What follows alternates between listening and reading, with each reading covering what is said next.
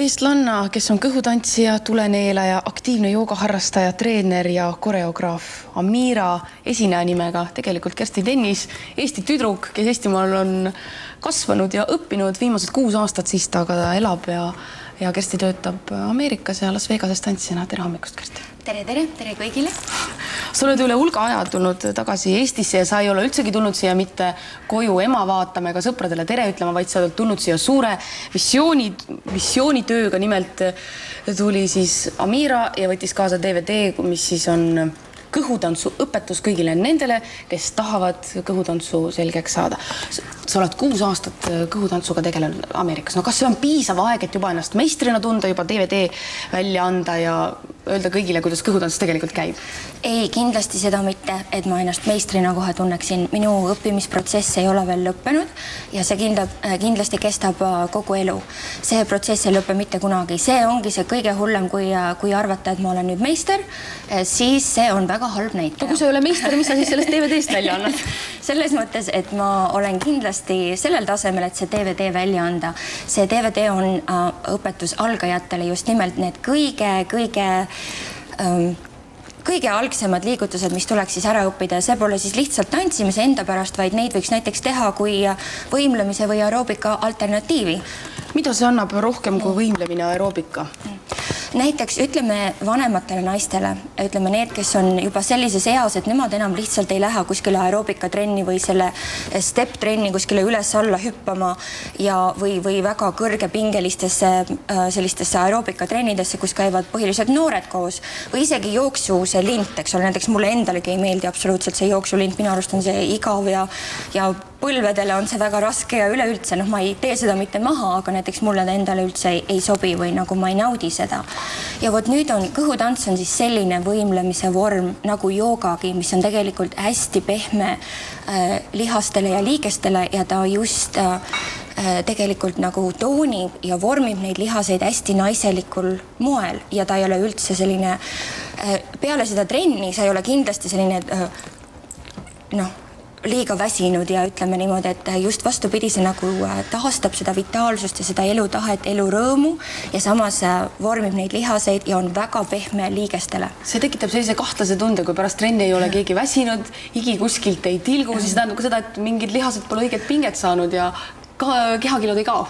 Tegelikult kaovad. Selle sama lihaste artikuleerimise ja selle detailse liigutamise pärast on kalorikulu tegelikult väga suur ja just see ongi selle asja juures see hea asi, et sa ei ole täiesti läbimärg ja väsinud tunni lõpus, vaid vastupidi, sa tunned ennast just energilisena ja tegelikult järgmisel päeval sa võid ka ennast pisut valusana tunda. Oleneb ka loomulikult sellest trenni kiirusest ja stiilist ja tasemest. No mis lihased siis väga ilusaks saavad tänu kõhutantsule? Kõhulihased, ma kujutan ette.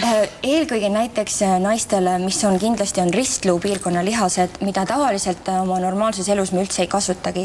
Ja just nimelt tal on isegi teraapiline mõju. Näiteks on kohe teada, et see võib ravida näiteks põiehaigusi, põielihaste, eks ole, anormaaliaid või selliseid ütleme, kui asjad ei funktsioneeri täpselt nii, nagu nad peavad, et kõhutantsul on kindlasti teraapiline mõju neile. Siis loomulikult parandab see rühti ja üldse masseerib selgroogu ja õlaliigeseid, sellepärast, et üks ekslik arvamus kindlasti on see, et kuna öeldakse, et on kõhutants, siis arvatakse, et ainult kõhuga on tegemist. Et kõhutants ei ole mitte kõhutants ainult, kõhutants on saanud nime kõhutants sellepärast, et kui lääne inimesed seda lääne või seal idamaal nägid, siis nad nägid, et kõhud olid paljastatud, sellepärast nad panid nimeks kõhutants. Tegelikult on ikkagi tegemist idamaa tantsuga ja liiguvad kõik kehaosad, pea, õlad, rindkere, keskkoht, puusad, põlved, eks ole, ja ühesõnaga käed ja kõik on sellesse kaasatud, mitte ainult kõht. See on nii eksootiline asi, et ma kujutan ette, et eestlased pigemini võib-olla valivad ikka koorilaulu või mingi õues kõndimise kepikõnni selle asemel, et sellist eksootilist tantsu teha. Kellele see sobib, et eeldab see mingisuguseid selliseid omadusi ka? Jälle sellepärast on kõhutants niivõrd hea, et see ei eelda mitte mingisuguseid erilisi omadusi. Sul ei pea olema mingid erilist tantsutreeningut või isegi eeldusi tantsimiseks, kuna tegemist on niivõrd ürgse tantsuvormiga. Me räägime 5000 aastat tagasi, kui see arenema hakkas, nii vana on see seega see sobibki igas vanuses, igas suuruses, igas kehakujus. Noh, ma räägin naistele momendil, sellepärast, et ma ise ennast ei kvalifitseeri mehi õpetama, aga loomulikult idamaades tantsivad ka mehed. Ja näiteks, kui me ise käime idamaades õppimas, siis meisterõpetajad on tavaliselt ikkagi mehed. Aga ütleme, et Eestis ma pakuksin välja, et naistele kõhutants ja meestele jooga ja muidugi jooga sobib kõigile. No sa oled mööda Eestimaad juba ka ringi sõitnud oma DVD-d siin presenteerinud ja väikseid trenne ka teinud. Mis nende Eesti naiste kõige suuremad hirmud on? Esimene ongi see, mis nüüd mina ei saa, mina ei kõlba, mul on, vaata, ma pean enne maha võtma, nad ütlevad mulle, ma pean enne 15 kilo maha võtma, siis ma saan kõhutantsutrenni tulla. Et tegelikult on asi täpselt vastupidi, et ükskõik millises kehakujus sa, millises kehakaalus või kehakujus sa parasti oled, kõhutants õpetabki sind oma keha armastama just täpselt sellisena, nagu ta on. Ja kui sul on siis samas ka soovin ennast natuke toonida ja natuke kaalust alla võtta, siis kõhutants on selleks täiesti ideaalne võimalus, sa ei tee endale liiga. Nagu ma just mainisin, liigestele ei tee liiga. Ja pluss veel see, et peale kõhutantsutrenni ma julgeksin 100% garanteerida.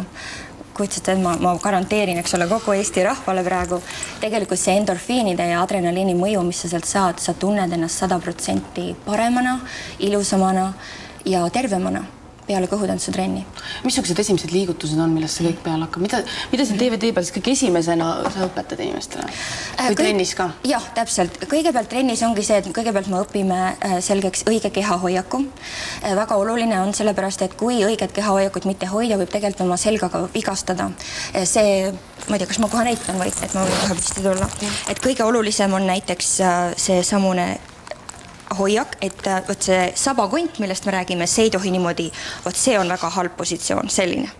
Nii, ühesõnaga tõstame rindkere üles, lükkame õlad taha ja sabakunt peab olema keeratud põrandale. Näed, seega need kõhulihased tõmbavad siit sisse.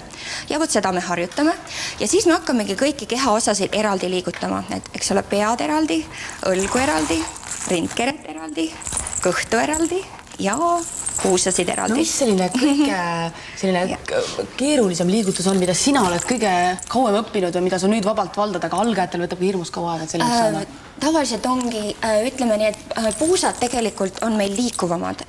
Rindkere on see, mis on väga kangekaalne, ei taha liikuda, et sellega nähakse tavaliselt vaeva selle rindkere liigutamisega just. Aga samas ka puusavärinad näiteks, eks kuna nad on niivõrd isoleeritud, siis ka see võtab kindlasti aega. Ja ütleme ka värinad üldse igalt poolt, et see sama vahelihase värin näiteks, eks ole, see siin ja puusade värinad, aga üldiselt on ka see väga individuaalne, näiteks mõnel võtab mõni harjutus rohkem aega, mõni vähem, aga üldiselt olen ma tähele pannud just seda, et see rindkere osa üllatusena tuleb see kõigile, et see on see kõige raskem osa, mida liigutada ja sellel on väga suur osa mängida. Seda peab kauem õppima ja kindlasti peab õppima. Kõike peab õppima. Amiral esinejamiga on siis kõik ammu ilma selgeks õpitud ja meil on hea võimalus näha nüüd väike katkend, väike tants. Ma ei tea, mis tants on täpselt, mille sa tantsid meile? Ma tantsin praegu täiesti sellist üpriski araabia poplugu. Sellist on selline väga tavaline rõõmsameelne rütm, et midagi erilist selle kohta öelda ei olegi. Ma panen kohe peale.